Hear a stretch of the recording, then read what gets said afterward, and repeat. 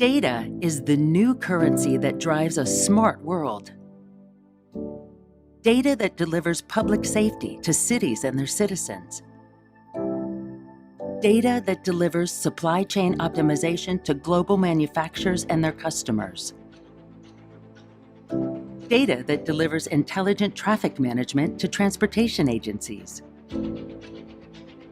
Data that delivers improved quality of life for healthcare providers and their patients. Data that delivers information that becomes knowledge, leveraging a smart application platform. Today's public and private businesses are challenged with gaining insights from the explosion of data from IoT devices and sensors. With NTT's Smart Application Platform, IT and business executives will begin to break down and converge data silos and enable the collection and categorization of industry-specific IoT data with advanced analytic models that flow from devices and sensors at the IoT edge through data accumulation and abstraction to cross-industry applications and collaboration, delivering targeted, smart insights and actions. With the Smart Application Platform, public and private organizations will be able to collect and analyze data from IoT devices, enterprise systems, and commodity-grade third-party data sources to deliver not just rich, tailored data, but true information across the entire value chain.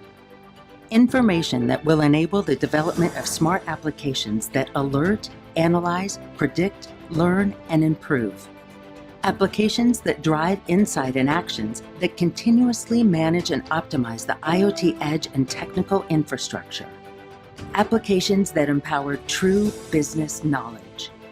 And NTT's Federation of world-class partners will be there, providing services and support for enabling intelligent business decisions.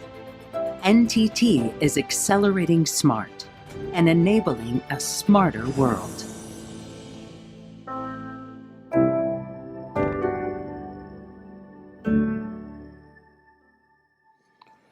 All right, so I'm just going to get it out of the way. What am I doing up here, right?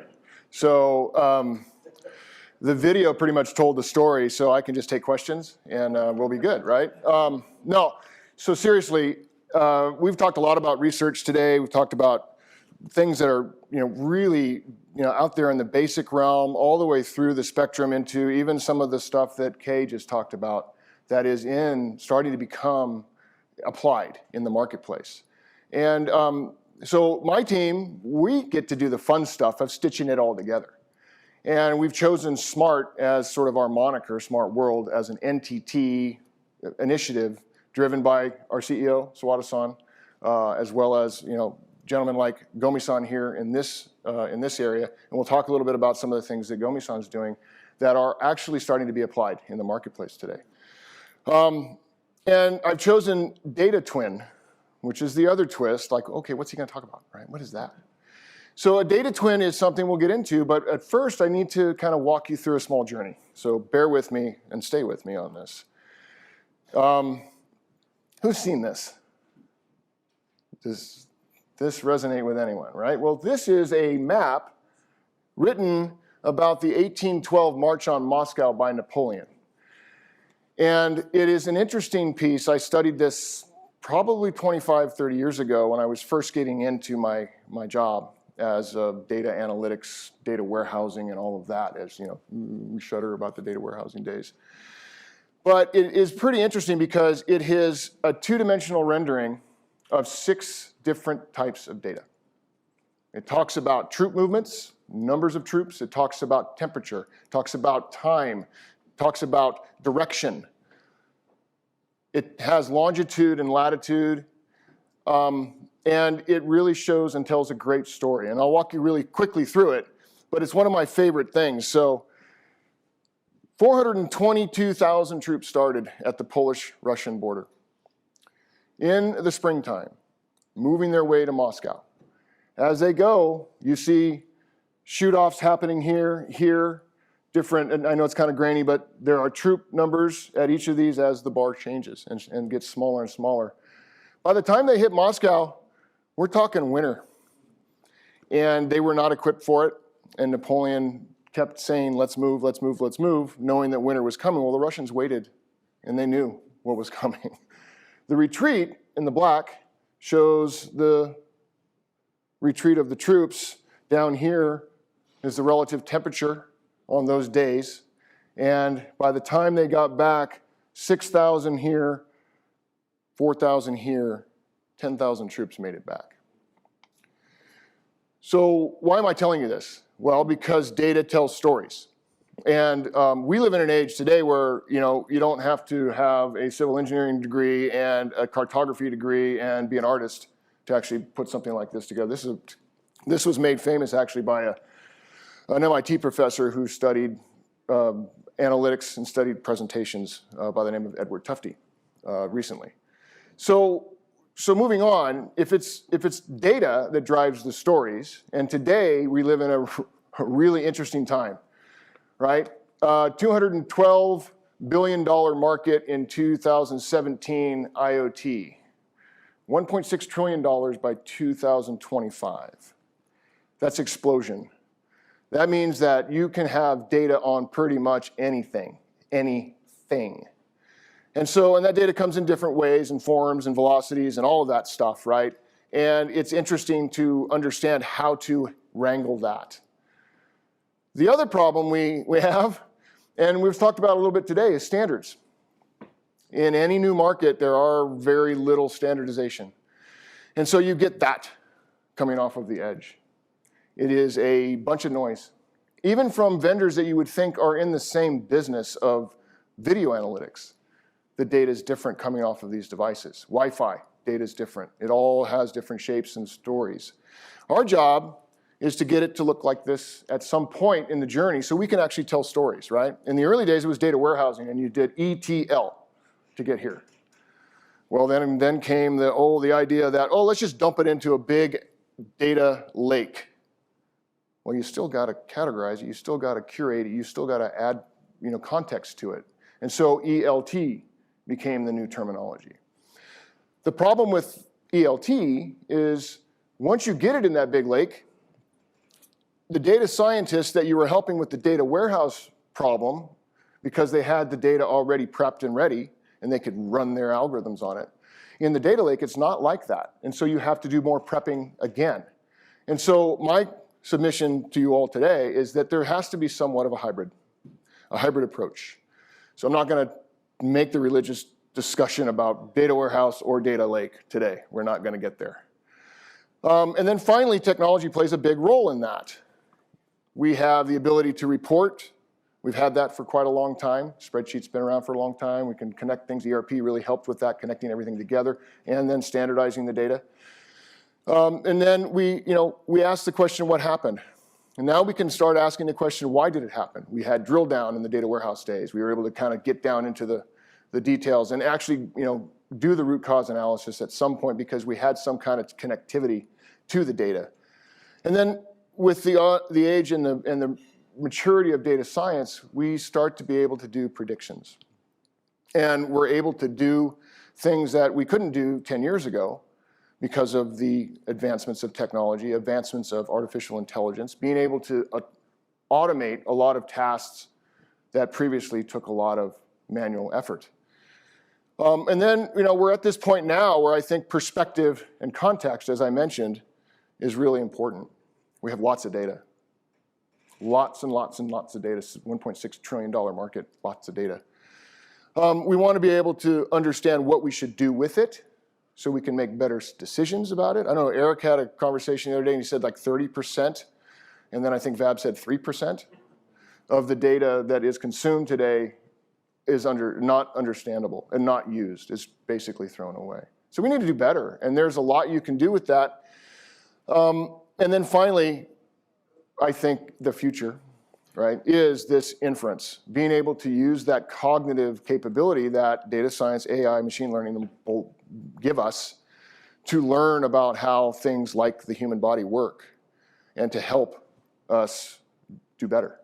And so that's a little of the sort of the education I was going to go through, right?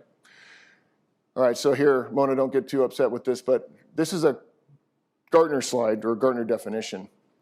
And I do a lot of work with Gartner and the other analysts. And a lot of times they're spot on, and they're pretty spot on here, but at a very, very high level. If you talk about data twins, the data twin is a lot of things, as we'll get into. The digital twin is even sort of broader than that. But there's a few things that are left out. I mean, we have the object, we have model, we talked about model, we talked about doing what-ifing today in scenarios around all of the different things that have come before me about a process, organization, person, or some abstraction of that. Basically modeling the physical in the digital.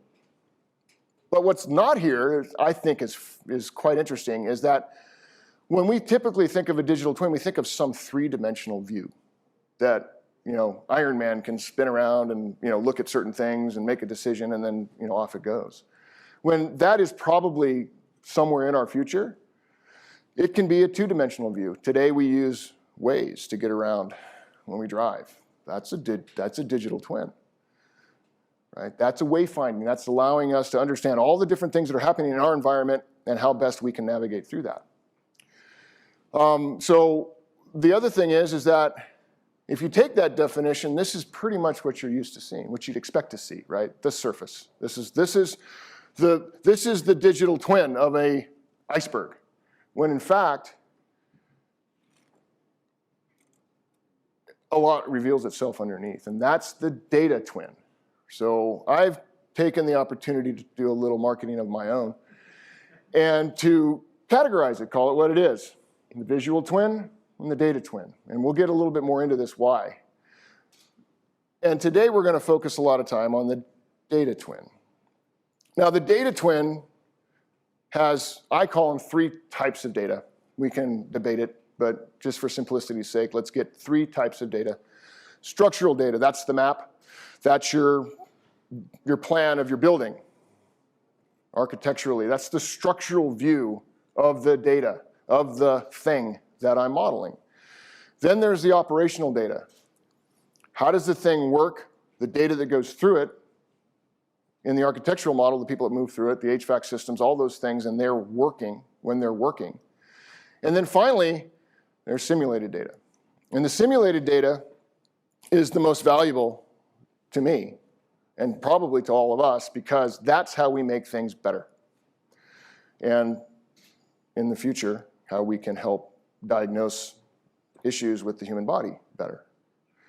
So if we take that model and we say the visual twin and the data twin, and we just separate it from the digital twin, which is the parent, let's say, the visual twin can therefore be pretty much any visualization of that. It could even be a dashboard, it could be a 3-dimensional model, it could be an alert that comes from the data twin.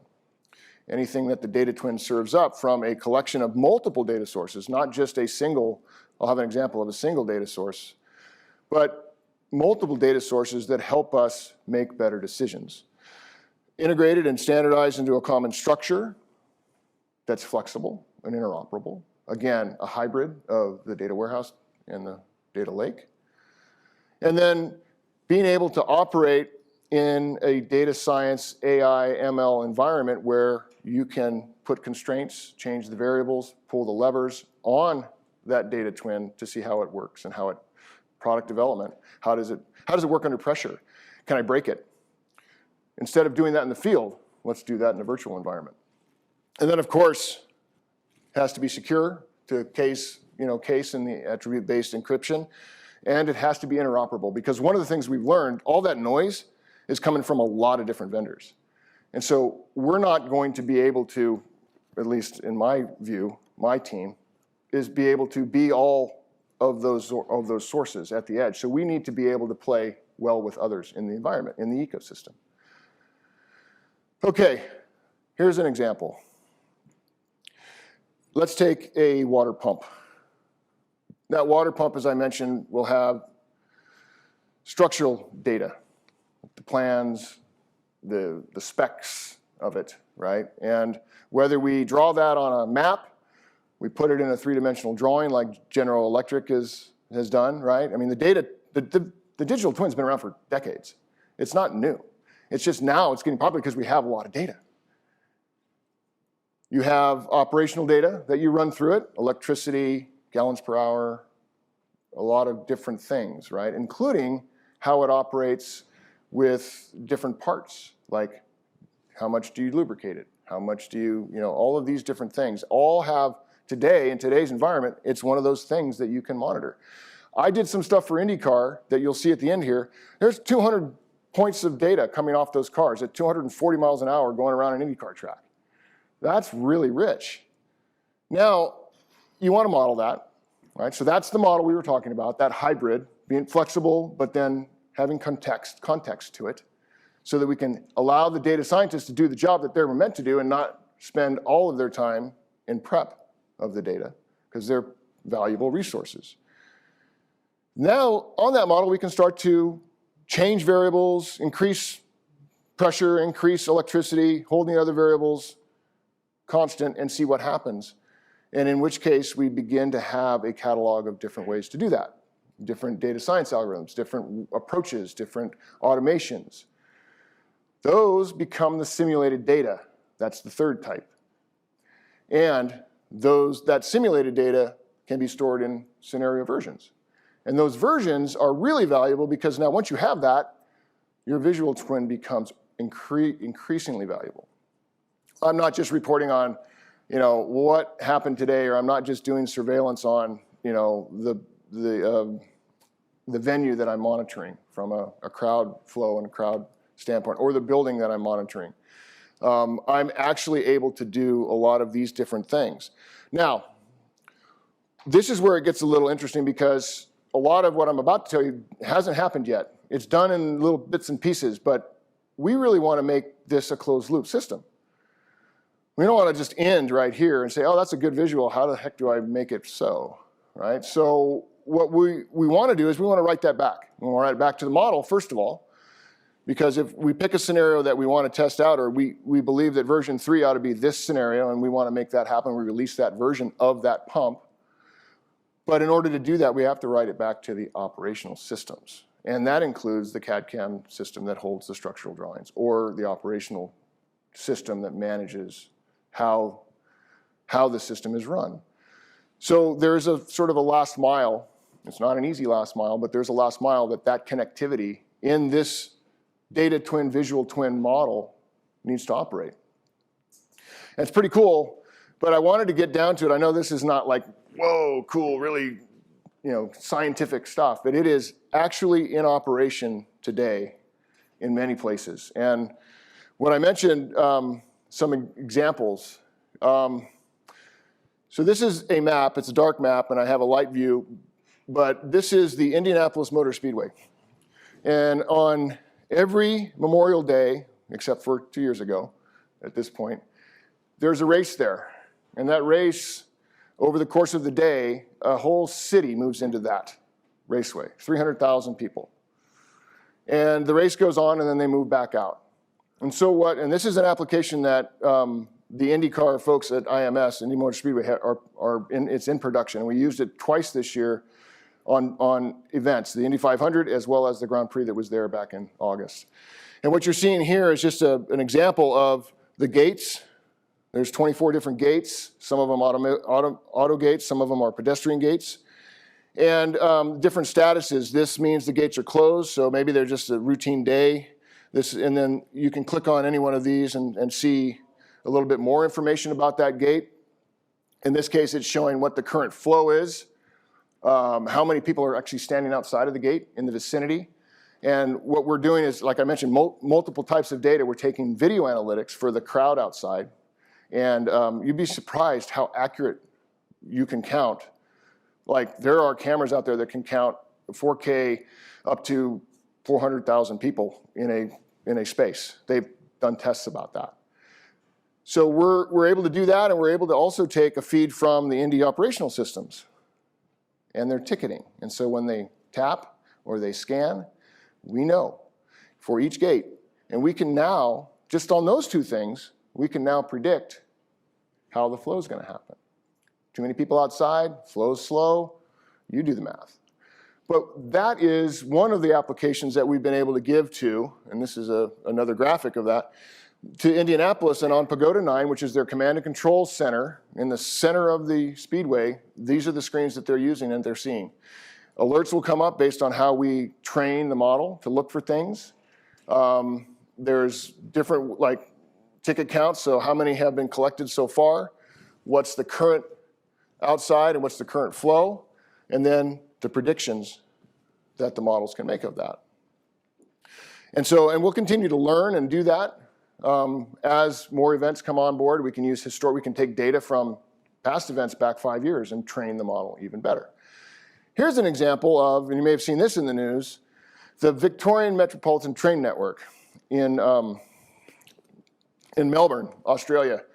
Our team put together this is the map of the transit station. This is a digital twin of the entire train system in Melbourne.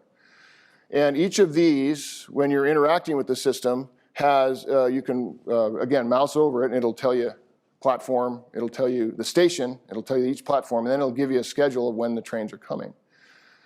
And this would be a train operator view. Not a regular citizen would see this. But we are giving a feed, this smart platform is giving a feed to 2 companies using this for wayfinding and for help. You know, in the COVID times, Melbourne was trying to get people to come back on the train. And they wanted people to understand and feel safe that the train wasn't overcrowded. And so we gave Telstra, which is the primary telecom company down there, a feed. And they have an app that they're using to wayfind. Has statistics like how full is the train station now? What will it be in 20 minutes? When's the next train coming? How full is that train? All of those things. We're also giving a feed to Google. And so now you're getting, if you're in Melbourne, you pop up your Google map, you'll see information that's coming from our system driven by this. And as you can see, you know, there's not a whole lot of ridership yet, but this is going to set them up for back to work when that does happen. They're getting to about 15%, I think, 12% at certain stations. This is Melbourne Central throughout a few days, and I just took this last week. So this is another example of some of the things you can do with lots of different data. So we're taking tap in, tap out data on the train, again, ticketing. We're taking visual information of people coming in and coming out. And then we're using a lot of, because not some stations, people don't tap out. So we're doing a lot of data science and predictions to help fill those gaps in the data. Okay, now to the fun part, and I'm going to be just about on time, guys. This is this building. And this building, Gomi-san, correct me if I'm wrong, is living. This building has sensors everywhere for almost anything. And it's really fun that my team is here in this building because we get access to that data. And I just took a quick dump, and I know this is a bunch of dots on a screen, but it will eventually become something that we can use here to help regulate this building as people come in and go out, as even to help with cleaning. Well, if somebody hasn't been in that part of the building for 2 days, don't spend your time cleaning it. Or the HVAC system, right? Connected buildings are the new smart market for a lot of places, and we have in NTT a huge amount of opportunity to help with that. So you're seeing occupancy. This is the floor number 1, occupancy over several days, and we actually have some predictions that are starting to track with that, and the model will get better, and we'll get better at predicting. That's the second floor, and then that's the cumulative over a period of time. You can see the building isn't quite at capacity yet. So, all right, I'm going to close here with a video. I mentioned IndyCar, and it's going to get a little loud because you're going to hear the broadcast. But at the IndyCar race in this past Memorial Day, we pointed the smart platform at the IndyCar race itself. This is the second year we've done it. And this year, we not only put it up at the big pagoda in the back of the big screen, 100-foot wide screen in the back of the pagoda, we also streamed it across YouTube and on our IndyCar app. But I want to tee it up because what you're going to see here is an extremely fast AI engine that's taking data off of the cars, as I mentioned, about 100 40 different feeds. There's 200, but we took about 140 different things and looked at them, ran it by IndyCar in several focus groups, prioritized what they wanted to see, how they wanted to see it in data stories, we call them, and then basically took our hands off the wheel and allowed AI to just tell the story. Now, we got it right. We also got it wrong at times, but we wanted to prove in a proof of concept manner that you didn't need to drive a truck up to the venue with a producer and a director and all that heavy stuff, cue camera 1, cue camera 2, cue camera 3. You could actually allow technology to do that. And while we're getting better, and every year we're going to tune that model and it's going to get more precise, and hopefully we'll get to the point where we talked about a couple days ago, where you can put a teenager in a console, they can pick their driver, they can pick their race, and they can race alongside as if they were in the IndyCar race, because we know all the different parameters and tendencies and make it into, draw in that crowd that IndyCar needs so much. All right, so I'm going to show you that, and at the end of it, Chris, you can just come on up, and I'll say goodbye, and thank you very much for having me. Cue.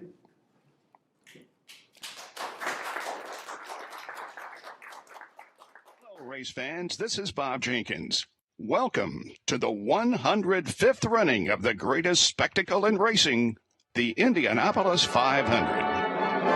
Carved it down to 4 car lengths. Alex Palou enters turn 2, about a 4-car length advantage over Helio Castroneves. Pato Award about 5 car lengths to the rears. Here comes Pato Award to the middle. Down low, back to the middle of the back straightaway. Bob and weave. Palou trying to hold off Castroneves. The fans in turn number 3 are pumping their fists for Alex Palou and Helio Castroneves. Helio Castroneves, a couple of car lengths behind Palou. They exit turn number 4. A 2-car length advantage for Palou. Helio Castroneves with a strong run off in turn number 4. They are sticking their way down the straightaway. Helio to the high side in turn number 1. Voigt, Unser, Mears, and maybe Castroneves. Helio takes the lead out of turn 1. We have 2 laps to go in the 105th running of the Indianapolis 500.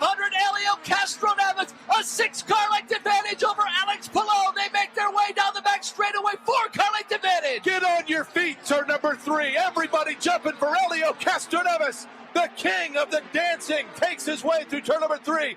Throws up some dust. Palou 2 car lengths behind him. They're all on their feet, but there's a lot of traffic in front. Helio Castroneves, the lead out of 4. And the white flag will fly on the 105th running of the Indianapolis 500-mile race into turn number 1. If Alex Palou is going to get Helio Castroneves, it's not in turn 1. Helio leads into the short chute. 5 cars ahead of our leader, a new team and a new life for Helio Castroneves. Ryan Hunter-Reay is in front of Helio Castroneves. 2-car length advantage down the back straightaway for the final time. All kinds of traffic now as they work their way into turn number 4. But it's Helio Castroneves behind Ryan Hunter-Reay, trying to hold up Alex Palou. Castroneves looking for number 4, Chris. A 2-car length advantage. Helio Castroneves trying to become a 4-time winner out of turn 4. Off turn 4 for the final time. Helio Castroneves comes to the start-finish line.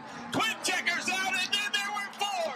Helio Castroneves joins the 4-time Winners Club. He wins the 105th running of the Indianapolis 500-mile race.